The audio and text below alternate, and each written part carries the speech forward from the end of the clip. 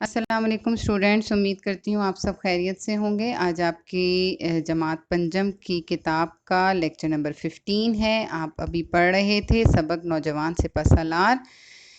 नौजवान सिपहसालार में अभी तक हमने आधा सबक पढ़ा था। आपने मंजनीक के बारे में पढ़ा और आज हम आपके सबक को आगे बढ़ाते हैं।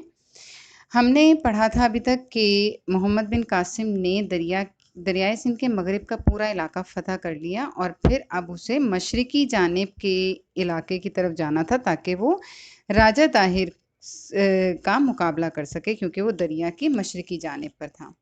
यहाँ तस्वीर में आपको राजा दाहिर की तस्वीर भी नज़र आ रही है। ये राजा दाहिर और मोहम्मद बिन कासिम की तस्वीर है। आइए पढ़ते हैं अपने सबक को। यहाँ राजा दाहिर और मोहम्मद बिन कासिम के दरमियान 10 रोज़ तक जंग हुई। यानी जब मोहम्मद बिन कासिम दरिया अबूर करके, जब उसने कश्तियों को जोड़ा और दरिया को अबूर किया अपनी फ़ौज के साथ, तो वहाँ जब वो पहुँचा तो राजा दाहिर और मोहम्मद बिन कासिम के दरमियान 10 रोज़ तक जंग हुई।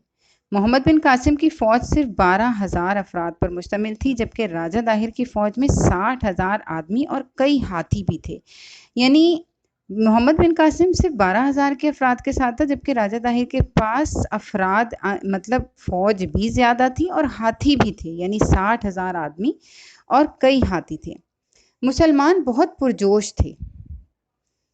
वो मंजनीकों के ज़रिए दुश्मन पर पत्थर फेंकते और ऐसे तीर फेंकते थे जिनके सिरे पर आग का बगोला होता था। यानी उन्होंने अपनी तादाद कम होने के बावजूद हिम्मत नहीं हारी थी, बल्कि अपनी समझ के मुताबिक मंजनीकों को इस्तेमाल किया था और उनसे जो उन्होंने पत्थर फेंके थे और इसके अलावा जो तीर फेंके थे, तीर उन्होंने इस तरह से फेंके थे कि तीरों के सिरों पर, आप यहाँ तस्वीर में भी देख सकते हैं कि उनके सिरों पर उन्होंने आग जलाई हुई थी। जैसे कपड़ा लपेट के और किसी तरह उसको आग उस पे दहका लेते हैं, तो उन्होंने उस पे आग का बगोला बना लिया था। अब उससे हुआ क्या कि वो तीर जहाँ गिरते वहाँ आग लग जाती थी, जिससे राजा दाहिर की फ़ौज में शामिल हाथी डर कर भागे तो अपनी ही फ़ौज को रौंदते हुए मैदान छोड़ गए। यानी अपनी समझ से उन्होंने क्या किया कि वो तादाद में ज़्यादा थे, उनके पास हाथी थे, लेकिन मोहम्मद बिन कासिम ने क्या किया कि उसने जो जलते हुए आग के बगोले वाले तीर फेंके, उन तीरों से वो जहाँ तीर गिरते थे आग लग जाती थी। अब जानवर है, जानवर आग से डरता है और वही हुआ कि हाथी जो थे वो आग देखकर डर कर भागने लगे। यानी घबरा कर जानवर जो थे वो इधर उधर भागने लगे और अपनी ही फौज को उन्होंने रौंद डाला। यानी कि अपने ही सिपाही जो उनके थे उन्हीं को ही कुचलते हुए मैदान छोड़कर भाग गए। यूं इस तरह फिर जंग के 10वें दिन राजा दाहिर मारा गया। यानी 10 रोज तक जो जंग जारी रही, उसके 10वें दिन राजा दाहिर मारा गया। उसकी मौत के साथ ही मोहम्मद बिन कासिम ने हिंदुस्तान में इस्लामी हुकूमत की बुनियाद का पहला पत्थर रख दिया। यानी राजा दाहिर के मरने के बाद मोहम्मद बिन कासिम ने हिंदुस्तान में इस्लामी हुकूमत की बुनियाद रखी। इसीलिए कहते हैं सिंध को बाबुल इस्लाम, कि यहाँ पर सबसे पहले इस्लाम आया था। सिंध की फतह के बाद मोहम्मद बिन कासिम ने मुल्क का इंतज़ाम इतने अच्छे तरीके से चलाया कि बहुत से हिंदू सिपाही भी उसकी फ़ौज में शामिल हो गए। अब क्योंकि राजा दाहिर की हुकूमत थी, वहाँ हिंदू बहुत थे, लेकिन मोहम्मद बिन कासिम के अच्छे सलूक से क्या हुआ कि जो हिंदू सिपाही थे वो भी मोहम्मद बिन कासिम की फ़ौज में शामिल होने लग गए।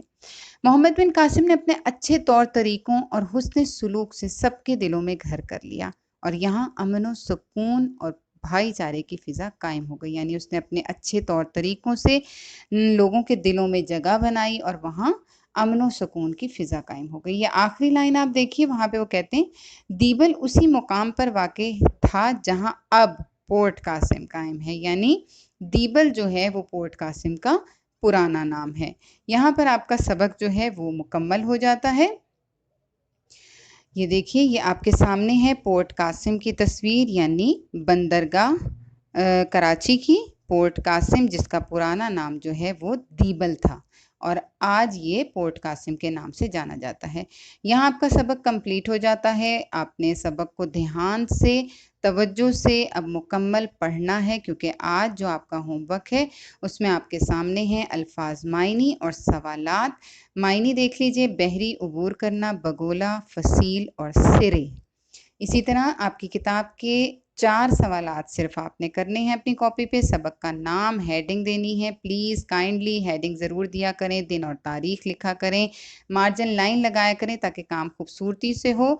सवालों के जवाब आपने लिखने हैं। सिंध को बाबुल इस्लाम क्यों कहा जाता है, ये आपने भी पढ़ा है कि बाबुल इस्लाम के मायने हैं इस्लाम का दरवाज़ा, और सिंध को बाबुल इस्लाम इसलिए कहा जाता है क्योंकि सिंध में इस्लाम सबसे पहले आया।